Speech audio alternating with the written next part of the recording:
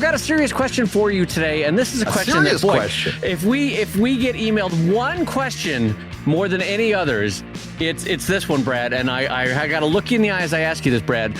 Would you ever consider, for the benefit of capital A art, would you ever consider being a nude model in an art class, in a live drawing, one of those live drawing classes? No, a nude model in a live drawing class. I've got to let the mirrors fog up before I can step into the shower. I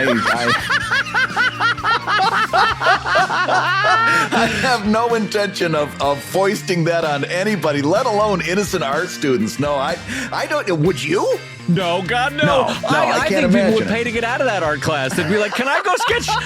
Can I go sketch that bowl of fruit again? I'd much rather sketch the bowl of fruit."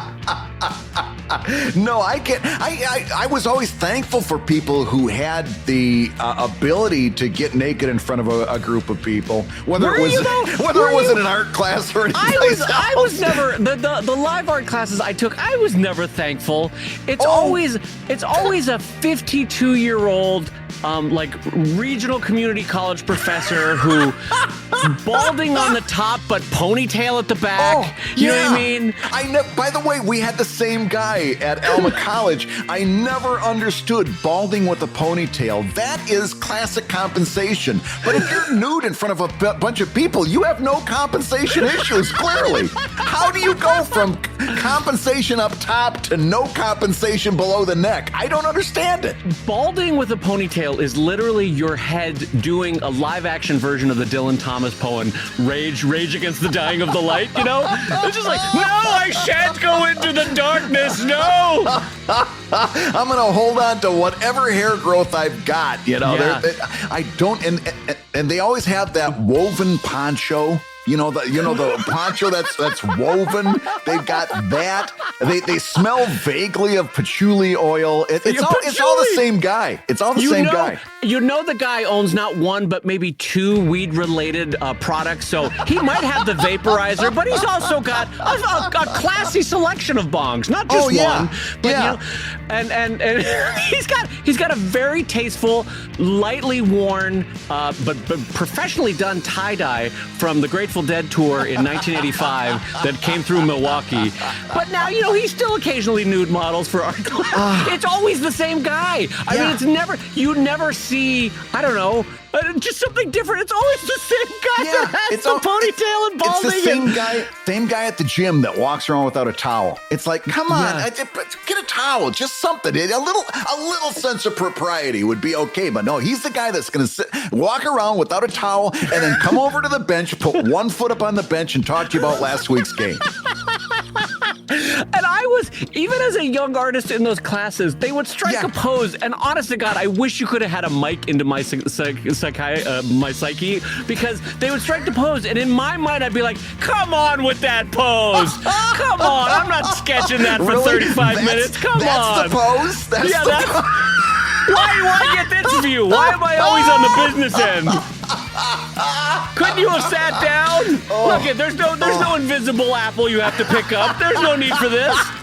No, and as a matter of fact, I went to a small liberal arts college, so it wasn't an art school. I didn't go to an art school, and so my roommates were business majors and history majors and math majors, stuff like that. The idea of me going to life drawing class, once they figured out what life drawing meant, the idea of my going to a life drawing class just amazed them that there was this thing going on campus, and I used to rub it right in. You know, I'd get my pad and my pencil, and I'd be down, okay, I'm off to life drawing class now, and they'd be, really? You're going to life drawing? And I'd rub it in. I'd say, yeah, today we're going to trace. And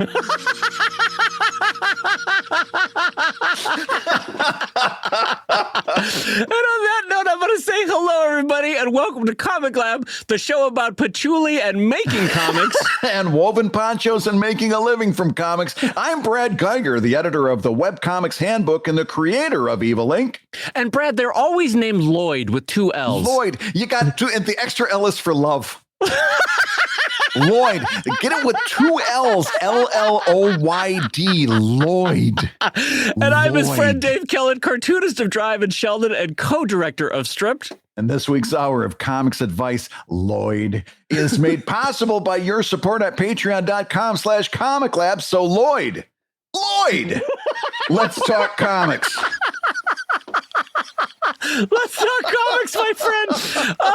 By the way, we both went to college in the Midwest. So did you ever have one of those life drawing classes where it's snowing outside, it's cold, and this person has to disrobe, and I'm like, geez Louise, there's nothing good happening right here for this poor person. I'm so sorry, Lloyd. I am so sorry.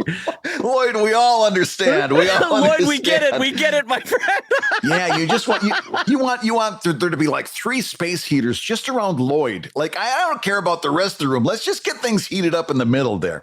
Just someone casually, like right next to Lloyd, leaves the Dr. Seuss book, Yertle the Turtle, and you're like, all right, we get it, Lloyd. All right, so I should say that this show is going out live to our ComicLab friends over at Patreon. What they signed up for right now. Patreon.com/ComicLab, the Live Gab gang is getting it every week on a live stream because I can't say Live Gab level. I could never do it. My God, it's the Live Gab level. See, you did it too. You just made a B. I was hoping you wouldn't catch it. Oh, but anyway, you can watch the show live every week over at the $10 level, and we also archive it, so in case you miss it for work or school or life, and you can check out the live recording and archived every week. And Brad, what do we got for everybody this week, my friend? Well, I've got a question for you. I know for a fact that you're coming upon the 25-year anniversary of your groundbreaking comic, Sheldon. Which started out as a comic about a boy millionaire and his talking duck and his grandfather, but it evolved into basically whatever you wanted to be that particular week, right? It kind of became freeform. But you kept the branding, you kept the name, but I know you're coming upon 25 years. So my question to you to start the day off, Dave, what do you got? What are your thoughts as you move into the 25-year zone of Sheldon? Well, this is an interesting topic because I'm not sure what my next step is career-wise, and it a little bit feels like an existential crisis moment in the sense that so much of my identity for 25 years, not 5 years, not 10, but 25 years has been, I am a cartoonist, and the cartoon that I make is Sheldon, you know? Yeah. And so but at the same time, after 25 years, given the context that Calvin and Hobbes ended at 10 years, Bloom County ended in however many years, but it was like 10 or 15 years. Far Side ended somewhere in the range of 11 to 15 years. I don't remember. They all sort of gave up the ghost after a good solid decade and a half run, you know? I'm sort of feeling the age of the comic now at the 25-year point, kind of like, you know, Bilbo Baggins feeling like too much margarine spread across too little bread, you know, or too much bread. Boy, did I mess up that quote. But there was this much we know. There's bread and there's margarine involved. Brad, all you need to know is Bilbo Baggins was involved and he had some butter. That's all you need. Look, bada bing, bada bang. We're out on that reference. All right, great. No, but after 25 years, and so I'm wondering lately whether I wrap it up at 25 years and try something new, like keep Drive going. Yeah, but there's a couple of considerations here. One is that Sheldon has an archive of 4,000, maybe 4,500 strips now.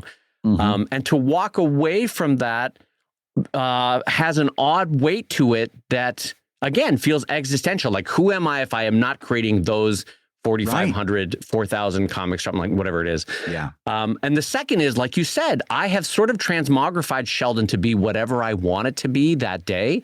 So if I want it to be a joke about the wine industry, I do the wine industry. If I want to make fun of Doctor Who the next day, I make fun of Doctor Who.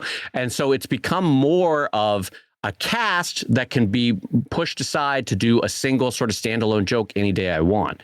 Yeah. And so if that's the case, why don't I just keep it going? But at the same time, this is, again, more than you asked for, the book sales are diminishing, and the crowd, the passion that the crowd had is diminishing as well. Noticeably, it's noticeably diminishing after 25 years.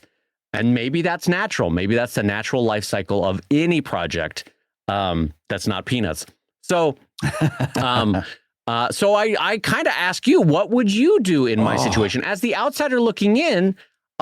Because here's what I could do. I could do like our friend Chris Straub and create a name-based domain like davekellett.com and start having 4 or 5 projects featured on that site. You click on any one of them, you go to that site. I could do what Penny Arcade does and have the overarching tab system at the very top of their website. Here are the 6 different projects we work on. I could have a somewhat archived Sheldon, an active Drive, and an active new third project. What would you do, Brad? What do you recommend for me? I genuinely would love to hear your opinion. Oh, well, listen, I think the idea of bringing Sheldon to an end is probably, from everything you're telling me, probably a good one in that you're kind of going out on top. That you've taken this as far as you wanted it to go, certainly. And you're getting diminishing returns, which is the big tell on that. It is diminishing returns. You're now faced with the fact that you may be putting time into something that you're not going to get a whole lot of bang for your buck out of. So the idea of doing davekellett.com or davekellettcomics.com is a good one to me. The question then becomes, well, what do you want to put up there along with the Sheldon archives and Drive and so on and so forth? To which I've got a question for you. What have you always wanted to do that you now, if you take Sheldon out of the mix, you will ostensibly have time to do? What have you always wanted to do? Oh, that's well, okay. I don't know if you know this, but local classes, community colleges, and at the university level, what they'll do is they'll marshal the shared fees and funding from that class, and they'll pay an outside artist to come in and disrobe. And I've been thinking more and more, maybe this is the route for me. Maybe I could change my name to Lloyd and buy various vaporizers and see what I could do about. It's not too late for you to develop a habit.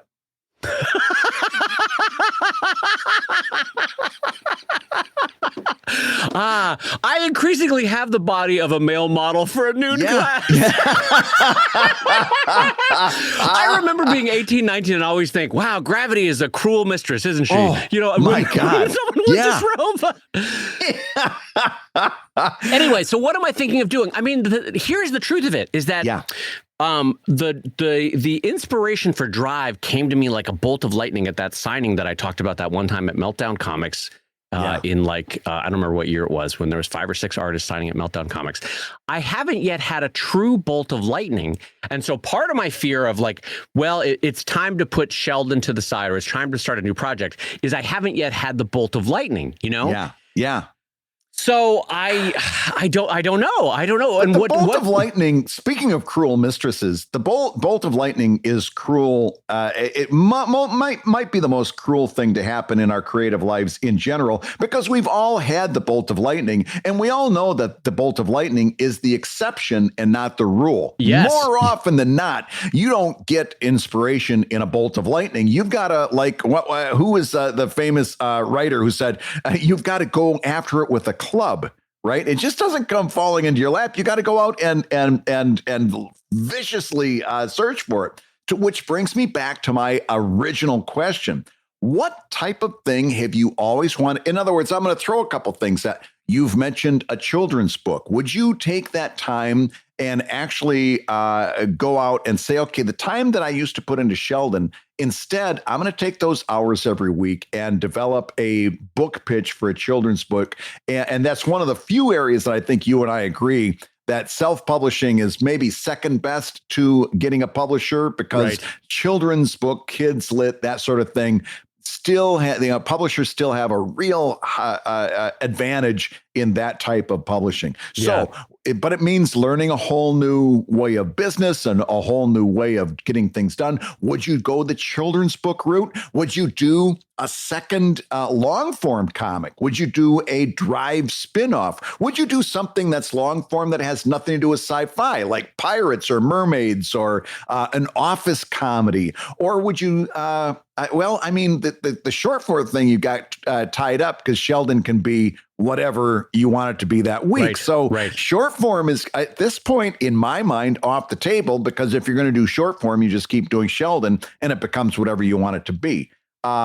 So my question to you is, what do you have a longing to do that now Sheldon opens the doors for? Yeah, this is a great question because I have a few ideas, a few potential paths I could walk down, all of which are equally valid and good, but none of which are a fire under my butt yet. You know what I mean? So children's publishing, sure. We've talked about this. I have the idea. In fact, I have the pagination worked out. I have the script worked out. I have the character design worked out. I could go down that path. I have a second sort of long form storyline in the sort of swords and sorcery category that I've been thinking about that I think would be fun. I have the spin-off more image comic ideas, like the one of the superhero that can talk to herself in the future and so has a sort of split personality and can dodge punches based on the future her telling her. I have that one. I've got the cowboys fighting kaiju idea that I could still, with a new title, I could work on that one. I have Drive spinoffs. Lord knows there's enough of an audience and an appetite for Drive spinoffs that I could do something like that. Or just more Drive. I could do that as well. But none of them are the fire in my butt. And so that's kind of why I'm in a stasis mode of like, look, I've been doing it for 25 years. Nothing's broken, quote unquote. Yeah. So just keep doing it, you know. And I don't know that that's the smart move. So I want your advice on that. Do them all. Do them all. Okay. Keep going. I mean keep going. Serious as can be. Do them all. Your next step in my imagination is you get a website that becomes a hub, like DaveKellettComics.com. And this show isn't going out for a week, so you've got lots of time to do it before somebody buys it out from under you.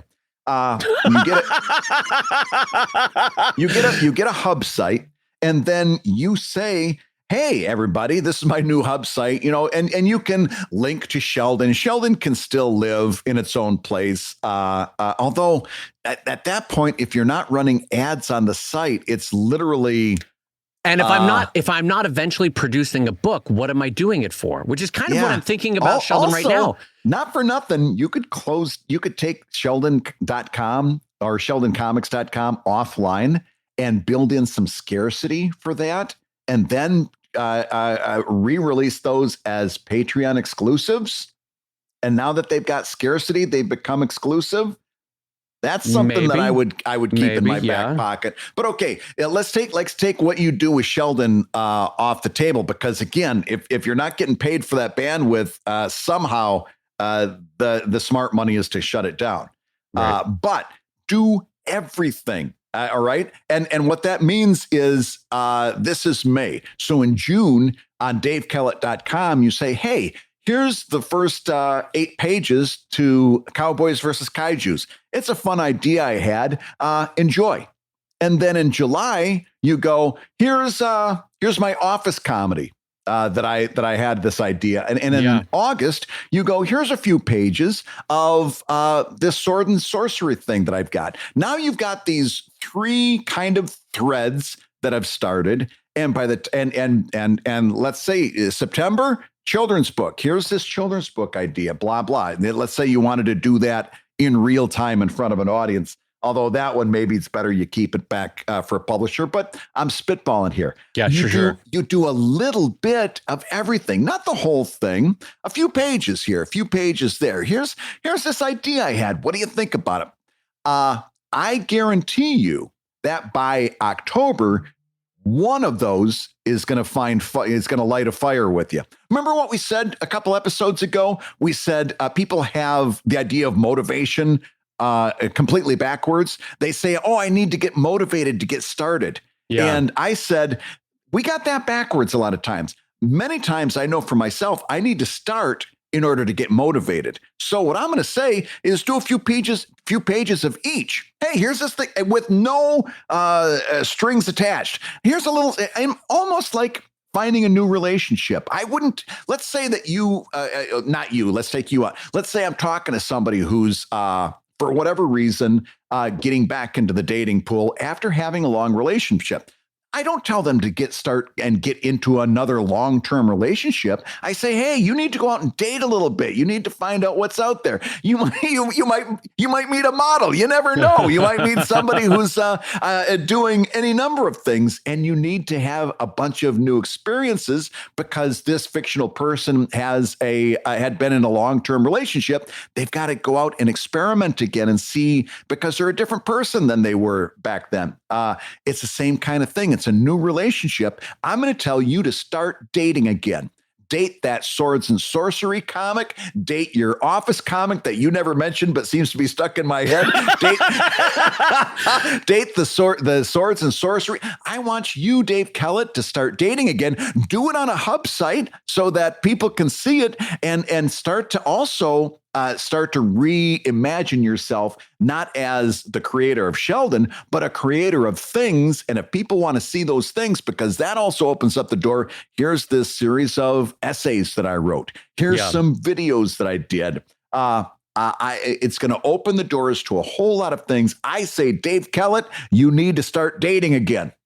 Listen, that is excellent advice. That is very excellent. I see the wisdom of it. What I would be doing in a situation like that, if we're being honest about it, is I would be saying for 6 months, maybe 9 months, no income for Dave for any of these projects, right? I mean, we're saying, because I just to put it out there, it's not that Sheldon's not bringing in anything. It is bringing in a percentage of my income, but it's just diminishing returns, right? Yeah. So I would be walking away from something with nothing in return or nothing to take its place for 6 months, 9 months, 10 months, however long these smaller projects would take. Yeah. But for the sense that I need to start doing something new, which I agree with, I do see the wisdom of like, look, just do incremental steps of small ones and see how it goes. Here's my question to you. How is Sheldon bringing in money right now? That is a great question. It has a very humble Patreon, but surprisingly supportive.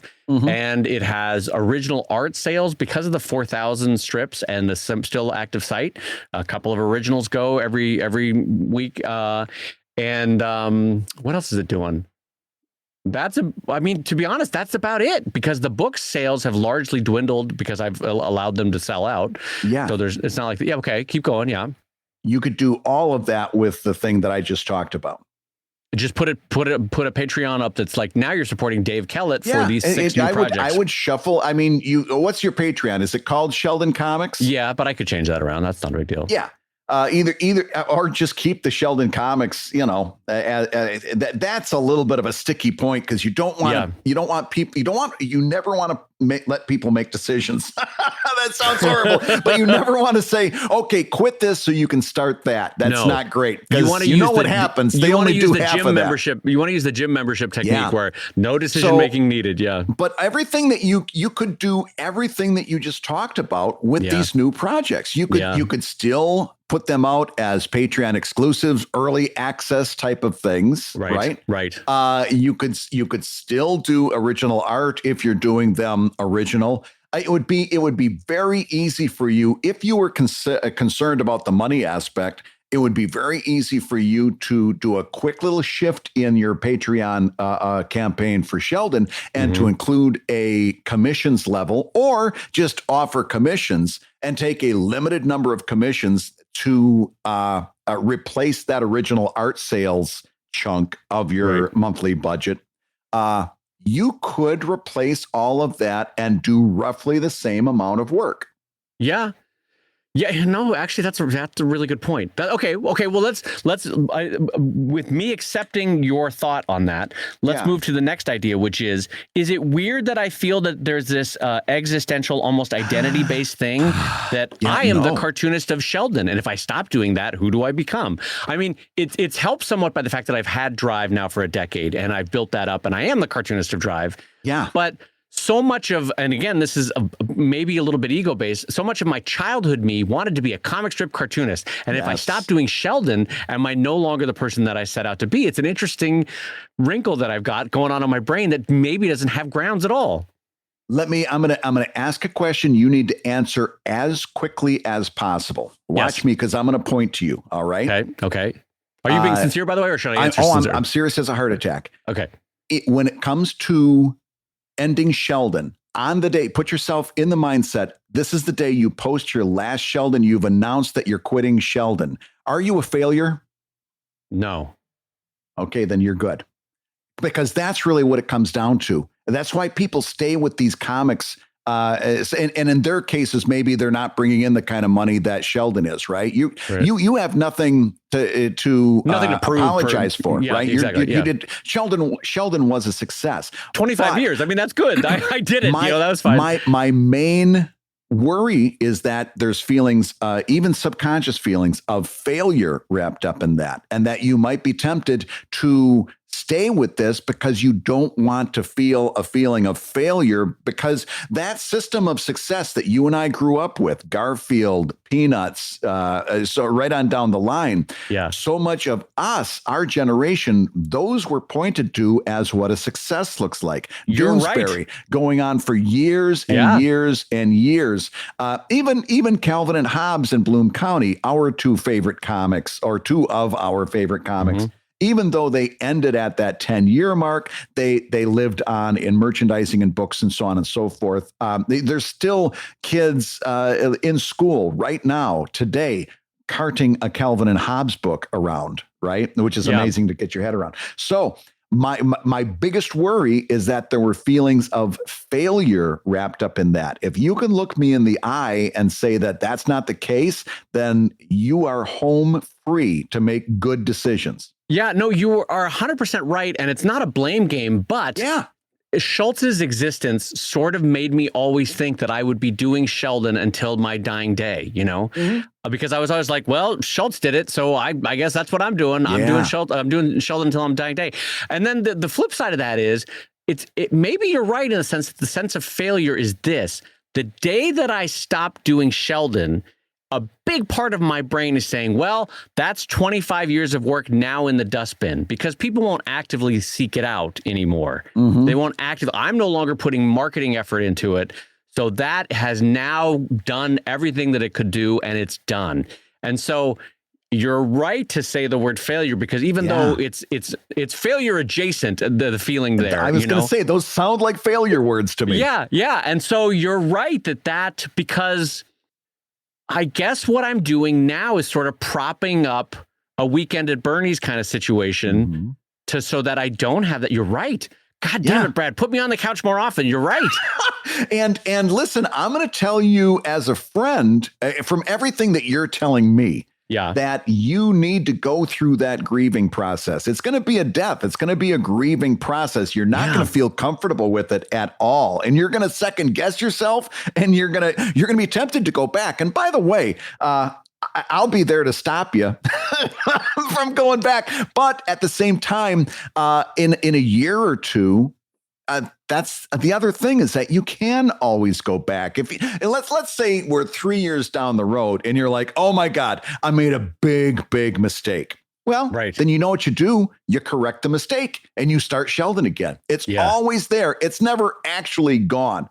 But I will be one of the people trying to help you through that, because what's going to happen in that short term, once you make that decision, once you close that door, it's going to be a death. You're going to be grieving. You're going to be second guessing. You're going to be searching for what it was that you once had. And I think as a creative person, you need to go through that. It's going to suck. You're going to hate it, but it's going to get you to the next good thing.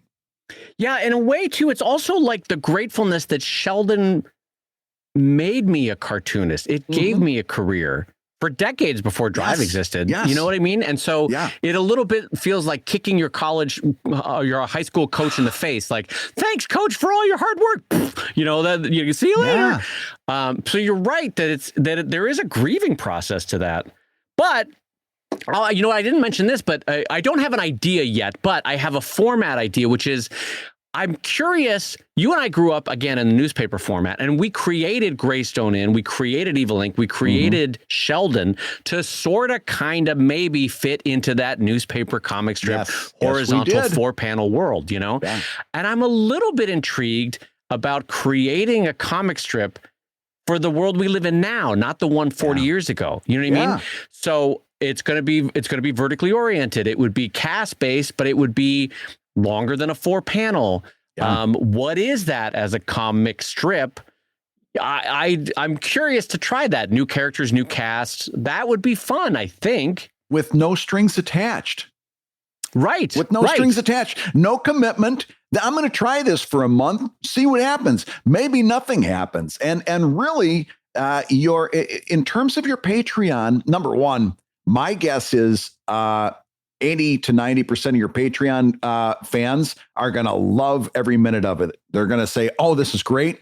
This is exciting. This is new. You take them along with you on that journey. You bring them inside. And I think for the most part, not only do they love it, but it gives you a completely different thing to promote on social media. You have every chance of growing your Patreon on this because it's all about excitement, and Patreon does really well on that kind of excitement. Crowdfunding in general lives with excitement.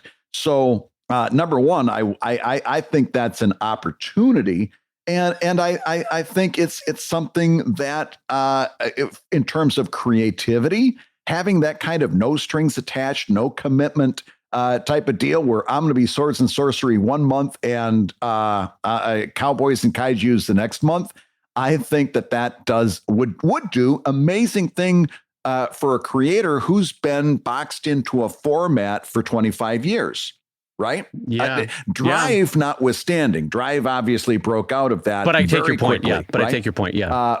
But having that ability to go out and flirt with new ideas is going to do nothing but good things for you. And it's going to, again, you're going to be, it comes back to that relationship thing again and again, because you will be grieving what you used to have with Sheldon, but you've got to process that through and come out on the other side so that you can grow as a creator. First of all, I really appreciate your advice today because there's really a lot of good thoughts here. And you're right to start small because I'm going to be honest, I haven't been afraid in probably 5 years. Yeah. And what I mean by afraid is when I started Drive, I didn't know where it was going to go. I didn't know, but I knew I wanted to do it. Right. And so thankfully, the energy, the excitement of it overcame the fear of whatever it was of like, maybe perhaps if you want to bucket it as potentially wasted effort if I started and then didn't like the project. Right. Yeah. Yeah. But so that's overcoming fear. Stripped was the same thing. Fred and I started making that documentary with one interview, Greg Evans of Luann down in San Marcos, California.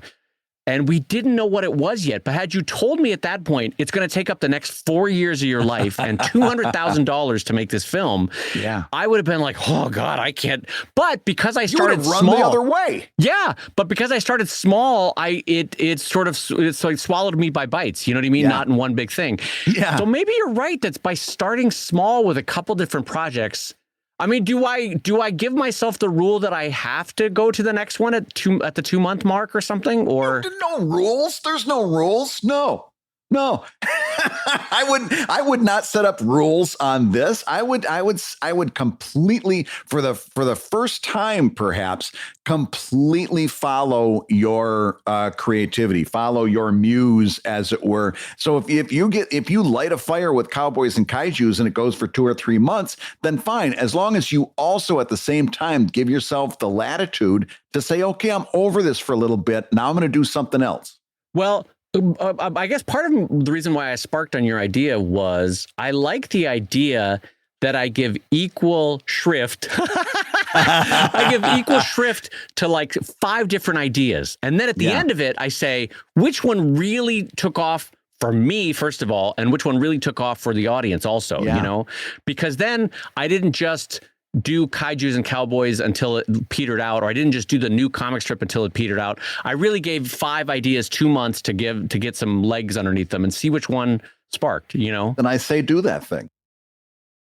Hey, if you're listening while you work, take a minute to stand and stretch. And while you're doing that, we're going to tell you why you should join us on Patreon. When you do, you're going to get hours and hours of podcasts that we've recorded just for backers. And exclusive Patreon posts that go even deeper on ComicLab topics. And access to our exclusive Discord server, which is a thriving community of professional cartoonists. So you can support the show you love and get tons of actionable resources for your own cartooning. And listen, if you can't swing a pledge this month, we get it. No worries. Yeah, listen, you can still support the show by rating us wherever you get your podcasts. Just leave a 5-star review and a few kind words. That, along with mentions on social media, is incredibly helpful. Now, everybody, let's talk comics.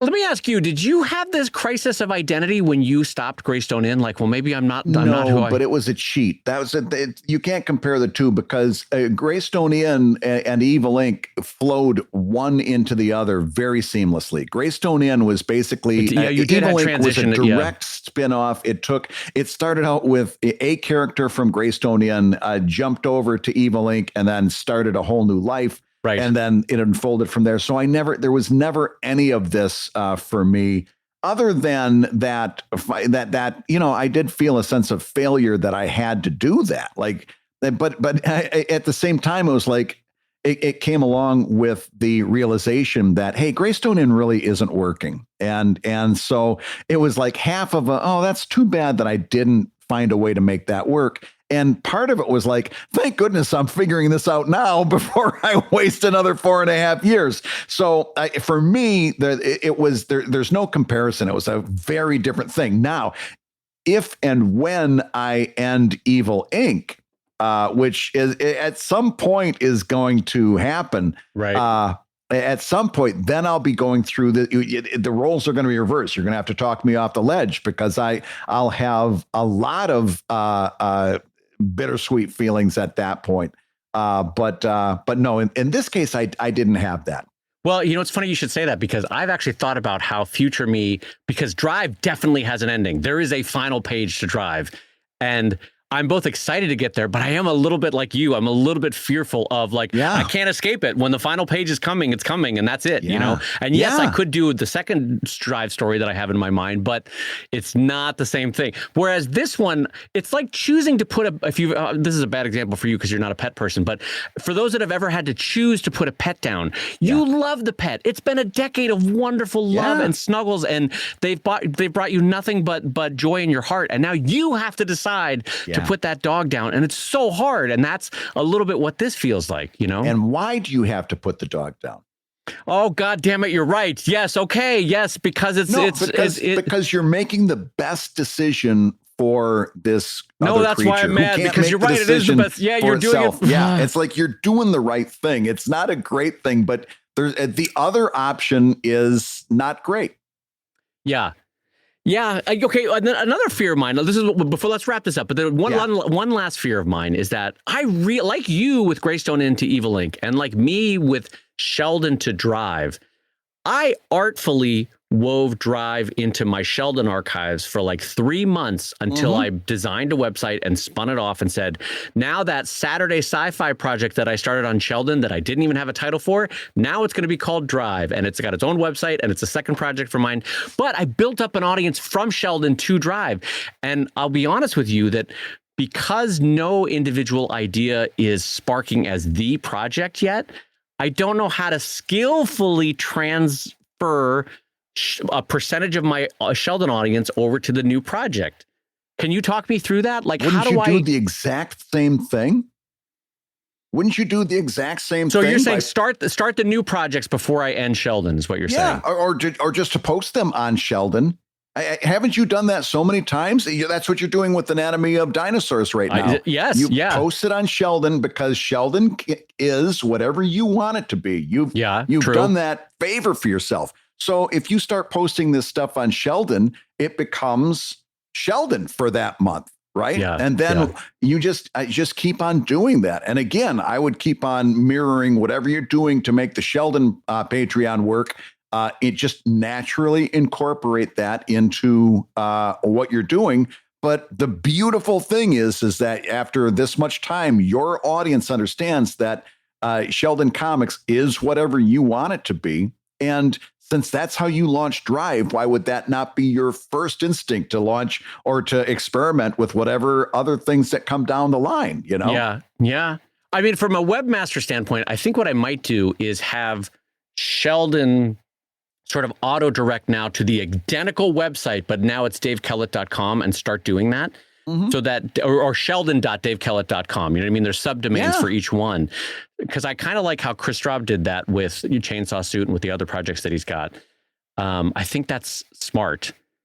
Yeah. Yeah, but so much of this is wrapped up in fear, and maybe that's a good thing to have. Well, listen, how many times, listen, if I'm gonna pitch you a softball here. Let's say we've got a question coming into ComicLab, says, Dave, I've got this idea. It's an idea that I believe in. I think it's got good things. It's the smartest idea I think I could ever come up with, but I'm scared to do it. What are you going to tell that young cartoonist who says, I want to do something, but I'm scared to do it? What do you tell that person every time and twice on Sunday? What do you tell them? I tell them, follow that passion, get over that fear, and start. Yeah, you're right. It's the problem with giving advice is it's so much easier when we're giving other people advice. but to be fair, though, it's 25 years of wait. That's not a small amount of time. 25 years of identity wrapped up, 25 years of daily work, sickness and health, people in my family dying, going to weddings, breaking an arm. I'm still cartooning Sheldon. That was always part of my identity for 25 years. And thank God, because it got to where you are today. Yeah. But it's akin to a divorce. It's like a big life change from something that has been a steadfast part of your identity for 25 years. It's tricky. It's just tricky. It's the honest God truth. I know. But listen, every time I've ever talked to an artist who was experiencing fear, every time I was ever talking to an artist that was even dealing with thoughts of failure, every time I knew that when this artist put their head down and did the work and got to the other side, great things were going to be there. Every time I hear somebody talking about fear, I know good things are around the corner, because that's when we're the most scaredest, when we're the most pooping our pants frightened. Yeah.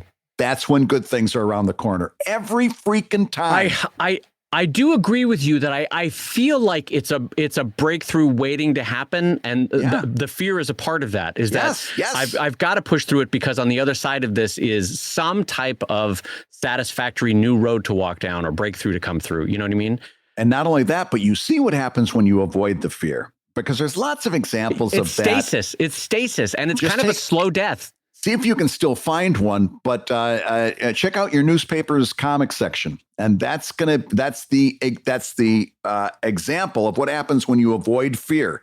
Yeah, your newspaper comic section is fear avoidance in your hands. It's newspaper editors afraid to launch a new feature or subscribe to a new feature. It's syndicates afraid to say, hey, you know what? Maybe Rex Morgan has had its day.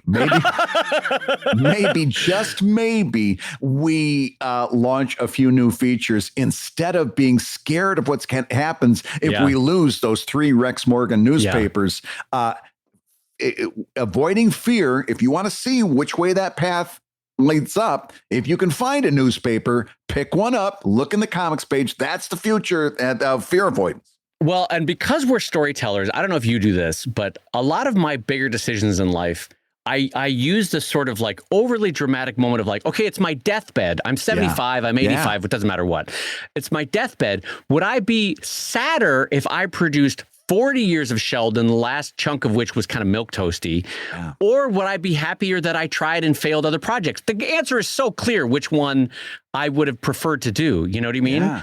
Well, that sort of end-of-life decision-making kind of helps, I think, is what I'm saying. And that brings it back to Schultz, because I was reading his biography to prepare for the 100-year anniversary that we're going to be hopefully going out to in this November, right? Yeah. For the Schultz Museum.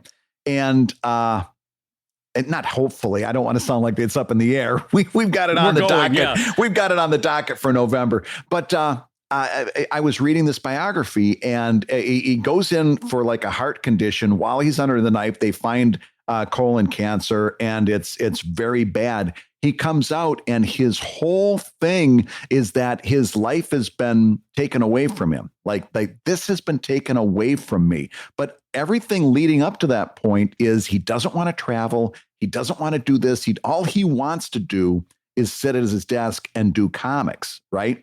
And he gets to the end of his life, and all of a sudden, it's a theft, right? They've taken this all away from me. And again, that's also kind of fear avoidance, because to a certain extent, you wonder how much fear kept him at that desk and kept him going, and how much maybe he would have wanted to make other decisions at that point, but at that point couldn't, right? Yeah. So I think I keep coming back to that Schultz thing, because I remember that Webcomics Weekly episode when he died as his Sunday comic was hitting people's front steps. They were announcing his death. He died as those Sunday papers were hitting the steps. And all four of us were like, oh, that's the way to go. That is the way to go. Go out. We all wanted to die at our drawing board. I'm 53 years old. I could think of nothing I want to do less than dying at my drawing board. There's nothing I want to do less. There's a whole bunch of things I want to do, and a whole lot of different creative pursuits I want to try. And I think the difference between the old newspaper model and what you and I and a whole generation of artists are doing today on the web means that you don't have to be locked into that thing. The good news for you, Dave, is that you have a choice. 50 years ago, this would not have been a choice. You do Sheldon until you die at your drawing desk. Now you have a choice. You're right. And because I own and control my own career, as much as there is fear, absolutely, because I own and control it, I get to make that choice, not an editor, not a publisher, not some manager telling me what to do. So yes, it's on my timeline.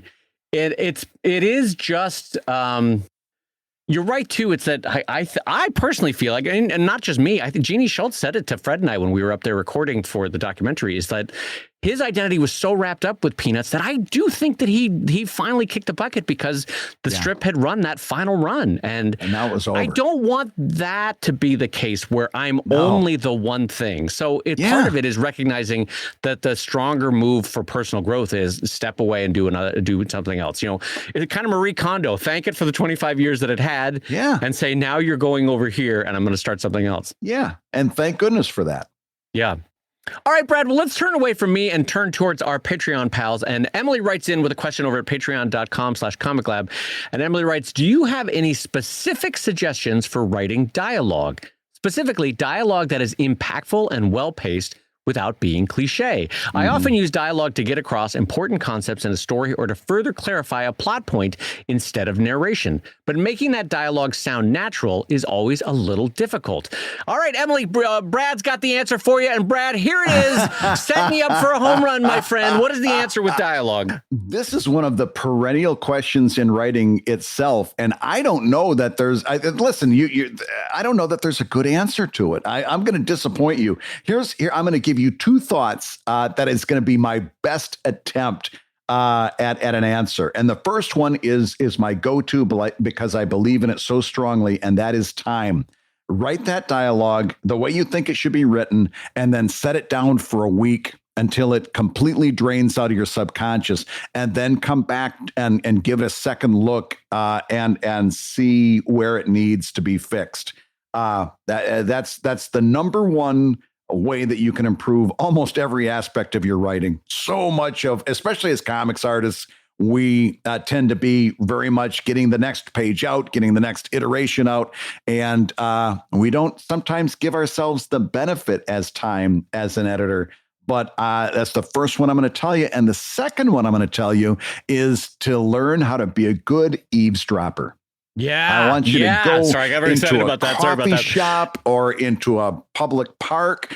Do it in the socially acceptable ways. Hanging outside of your neighbor's window is not so much a great idea. Don't mind me. I'm a cartoonist, just getting ideas.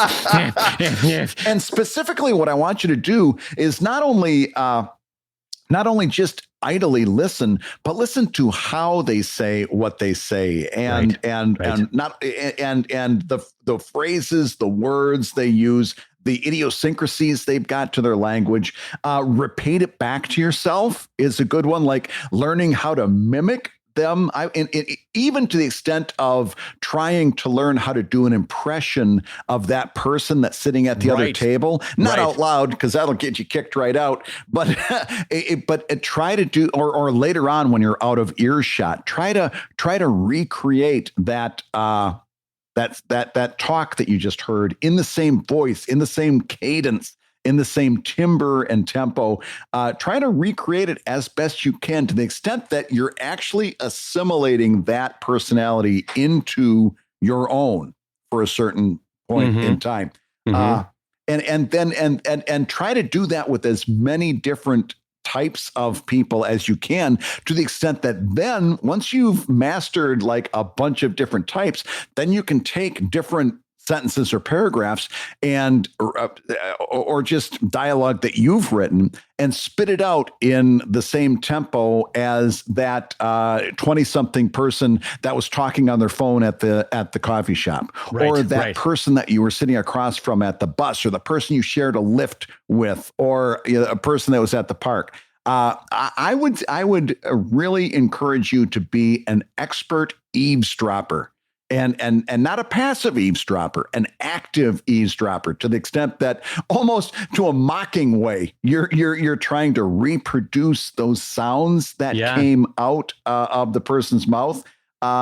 It's so, because in doing so, you're going to learn how those sentences get put together, and you're going to be able to use that in your own writing. Yeah, I think it's like akin to a chef, in that a chef can't make a dish without ingredients. And the way you as a writer come up with the final dish that is good dialogue is to pull in a lot of ingredients, like Brad said, about overheard conversations. You're standing in line at the grocery store, and the man in front of you is very passive aggressive about his coupon use, or you have to deal with a real estate agent who talks rapid fire and overly confidently, and everything is hyperbolic, and you overhear and you take in those conversations as samples of humanity, because what you don't want is all your dialogue to sound like you. It is different people coming at each other, and their worldviews are going to be clashing. They're going to be different. That's where the drama is. That's where the interest is. And so by taking in a lot of people that aren't you a little bit get better at improving other people. You're basically in your mind doing live improv and then writing it down. And other helpful tools that I would highly suggest is, we just got done saying that I've been writing Sheldon for 25 years. And now after 25 years, I know the voice of Arthur the Duck, right? Yes. The unnecessary confidence, the sarcasm, all of that sort of stuff, right? But as a cheat, when you're first writing dialogue for a character that's new for you, for something you're just starting, some things that I do are much like screenwriters do when they mentally cast an actor for a part. I will take a person or a character or a thing that I already know exists in either media or literature or as an actor, and I will say, how would Will Ferrell say this line? Right. How would Betty White say this line? And in so doing, it's a cheat towards building a character. What I'm getting at, though, is that it's a clarity from years of their acting style or years of their characters that it helps you as a shorthand get to what they are. And then the second sort of tool that I would recommend is, and this is a truth universal, written dialogue is not how people speak. In the same way, have you ever listened to a speechwriter and they're clearly reading off of either PowerPoint notes or a written speech for themselves, and you know that no one goes, "What a nice day we're having. Thank you all for coming. I'm so happy you're here." No one speaks that way, right? Which is why it's so much more powerful anytime a public speaker sets aside their notes and just starts talking. So what I would suggest to you is to avoid that artificiality of written dialogue. Read it out loud. Read it out loud a couple times. Read it out loud in different tones of voice, in different accents. It helps to see, oh, this sounds artificial. This is not how people talk, right? Yeah. So that's my second bit of advice. And then the final one for dialogue is when you're writing other characters that are not you, another trick that I use sometimes is, how would a different writer write this? So not just how would Betty White say it or how would Will Ferrell say this line, but how would Stephen King write this versus how would Sir Arthur Conan Doyle write this versus how would, just pick an author, it doesn't matter. How would they write it versus how I write it? And it's a nice exercise in making your diction, making your word choice, making your phraseology different than the way Brad Geiger or Dave Kellett or you would use on a natural day-to-day basis. Yeah. Here's a couple more thoughts that I wanted to share with you as well. And because something Dave said about writing Arthur really tipped this off. And it's a tip I use for my storytelling students when I'm teaching that class. And by the way, I personally I hate doing this, but it turns out it's really useful. Have you ever? And you can download 100 of these on the web. They're questionnaires for your character. Like it'll ask 100 questions, and you've got to answer how your character would answer these questions. What was your favorite summer? What's your favorite ice cream? What's this? What's that? Right? And it's all towards the end of figuring out who your character is. And I think those, as much as they can be annoying to do, I think they're useful in that. Once you figure out who your character is, you can write a lot more authentic dialogue. And that is, for example, you've got a character and you know that they're an ex military person. They're a soldier, right? They come upon a weapons that is on an end table in a living room. Do they say, "Oh, let me pick up that gun," or do they say, "Let me pick up that Glock"? Because there's two different types of people. One of them is going to look at that and say, that's a gun. Another one with military training might say, that's a Glock, right? And how they use that language tells you who they are. And you can't know that until you know who they are to begin with. So I would spend a lot of time figuring out who your characters are so that you can write that sentence correctly. And not that if you have this person come up and say, well, let me pick up that gun, that everyone's going to recoil in terror and say that you did that completely wrong. He would not say that. Of course, that's not the case. But as you include that sentence after sentence after sentence, you're making these thoughtful choices that make your character much more genuine. And my last piece of advice, because we've given you all kinds of thoughts. Dave and I have been speaking for a few minutes now, and we told you, do this, do that, do this, do that. And the upshot of all that is probably going to be leading you to write more words. Right? Because everything that we just said, a lot of that is going to be, more writing. I'm going to write more words. I want to take you to the great quote of Alfred Hitchcock, who once said that drama is life with all the boring bits cut out. Right. So I'm going to take Mr. Hitchcock's words into mind.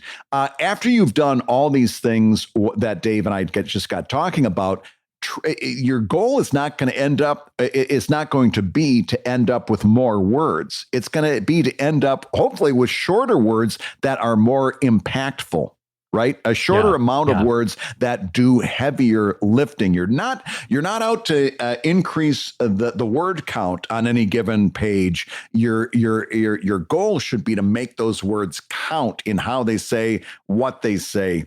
My last thought on this is to guard you against trying to do more words as you're trying to do all these other things that we just got done talking about. Yeah. One other trick that I would give you that I sometimes use when I'm feeling like this dialogue is artificial or it's just not sounding right is with Drive, for example, I hand script out my dialogue. I still like pad of paper and a pen. For whatever reason, I find that far more effective than email because deleted ideas on a pad of paper are still there. So 10 minutes later, I can revisit whatever I've scratched out versus email where I deleted something, right? Yeah. And so I still like, and also you can just manually move things around a page. But here's what I'm getting at is, sometimes if I will write out a complete page of dialogue, bam, it's done. I could technically just start inking at that point. But what I'll do is I'll take a second, I'll go get some coffee, I'll sit for a minute, and then I'll flip the page over so that I cannot see what I wrote before, and I'll write the same page, but with the intention of like, how would I write it now? Right? I have no springboard from the previous stuff. I have a vague awareness of what I wrote, but you'll find that different words pop up, different phraseology pops up, different ways of starting, different ways of advancing, and different ways of finishing the idea on the page's dialogue. come from a completely new flip of the page. So it's just, it's a trick that I use sometimes when I want. And what I do then is I'll rip the 2 pages out and combine the best parts of both, you know? Yeah. Because they're both mine. So I'm just going to use whatever I like the best for both of them. So that's one technique. And then I will say, in terms of what Brad said, is that bringing it down to the interesting part is with a lot of your dialogue, you want to kind of ask yourself, is this dialogue either advancing the plot? Is it advancing the character's arc, or is it advancing this moment? And if they're not doing any of that, it becomes kind of fillery real quick, you know? And then you end up with one of those comics that we always make fun of in the Comics Journal, which is like, I'm making toast again. Another Wednesday in my single apartment. This will be in the Comics Journal. Yeah. Oh, God, save me from a gravitas comic, I'm telling you. But actually, Dave, I want to back up one, because you had a great idea, and that was take something that you've written and go back and look at it again for the first time. I've actually got something right here, and I wrote it a long time ago. And I'd actually like I'm going to read it out loud and see how I feel about it now. You ready for this? Here it is. It says this. You've been listening to ComicLab, the show about making comics and making a living from comics. Well, if I could propose some totally new dialogue, I would say your hosts have been my pal Brad Geiger, whose advice I'm very much appreciative of today. He is the editor of webcomics.com and the creator of Evil Inc. at evil-comic.com. And my good friend, the wonderful Dave Kellett, the co-director of the comics documentary Stripped and Drive at drivecomic.com, and a player to be named later. But until then, Sheldon at Sheldon. Twist the knife! Until then, Sheldon Comics at sheldoncomics.com. If you really wanted to get me, you'd be like, and Sheldon, which he's abandoning like an old dog on the side of the road. Oh, God, Brad, no, what are you doing? The Comic Lab theme song is used with permission from Andy Creighton at theworldrecord.net, and this episode was edited by our pal Matt Woodard of Woodsong Productions over at www.woodsong.media. If you love Comic Lab, you can rate and review the show on Apple Podcasts, and you may hear your review featured on a future episode. And Comic Lab is made possible by your continued support on patreon.com/comiclab. So we'll go ahead and say that twice. Patreon.com/comiclab.